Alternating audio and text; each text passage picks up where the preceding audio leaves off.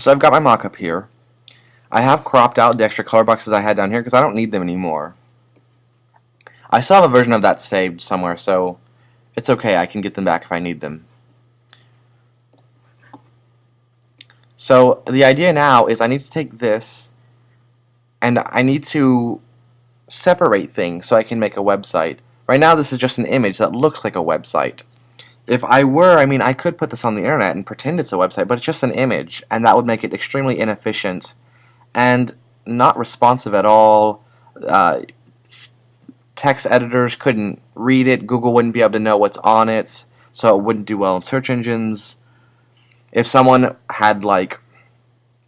was visually impaired and they needed the text to be larger, they couldn't increase the text size without it becoming pixelated. So there's all sorts of issues with this. So it really needs to be a web page. Parts of this can be done in HTML, but parts of this need to be an image. I can't recreate this banner in HTML. It has to be an image. I can't recreate these fonts easily either, at least not at this point in time. So between the drop shadow and the bevel and emboss and all these different things, that can't be easily recreated with HTML, if at all. So parts have to be an image. However, some of this is all very easy here to be HTML because it's just a box of color with some text on it. So the very first thing I'm going to look at is I'm going to work on getting my background. So this background that I have behind it that's going all the way across, and the background for the page, I'm just going to go ahead and grab that. If I zoom out, I don't have to go all the way down because I stopped my gradient sort of here. So it's really all that I need. The rest is just more of the same color. So I'm going to go ahead and just use my marquee selection tool so I can restrict how much I select. And now I'm going to go to image crop. So that's all I need for my background. I actually don't even need that much. I actually only need 1 pixel in width because it's all the same horizontally. It completely repeats. So I could grab just 1 pixel and go all the way down, and that's all that I would need, and that would be much, much more efficient than having a huge image for the background because it's just the same thing, just repeated over and over and over again horizontally. And I can repeat it with HTML. I don't have to repeat it as an image. So I'll just pull this down until I get to the end.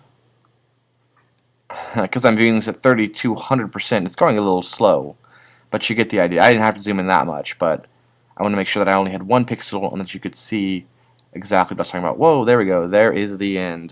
So I'm going to zoom out a bit.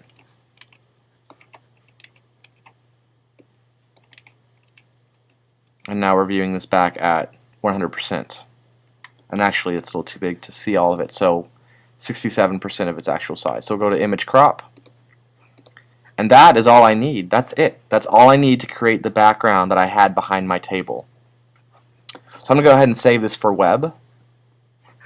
And I think I'm going to keep it a JPEG. If I make it a GIF, it might get a little ugly. It might not fade well. Well, yeah, that's not good at all. Let's see. Can I increase my colors? Yeah, I can. But they're still not very nice.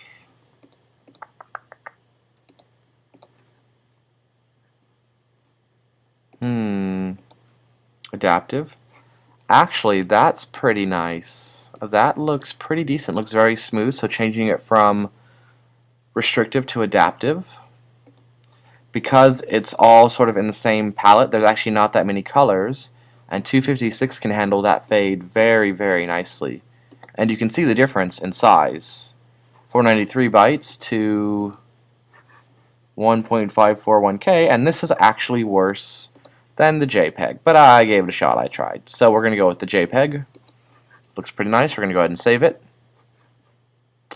And I'm going to make a new folder on my desktop. Cloud Share Review. Create. And this will be the backgrounds. I'm going to go back into my history, and I'm going to go back to where I had the whole page. So just a little bitty snippet of that to get everything. Now, I could keep using this marquee tool and grab these different pieces. I could grab each one of these individually and try to make sure that I'm always starting in the right spot and always ending in the right spot. But that's very tedious, and you're going to have to be really careful, and if you mess up, then it could cause your pixels to be off, this to be slightly over more than this, or vice versa. So we're not doing that. That would be very inefficient. Actually, I think these are off already a little bit. I don't think they're quite right. But that's okay. I can actually fix that in HTML because I don't have to. Well, I'll show you.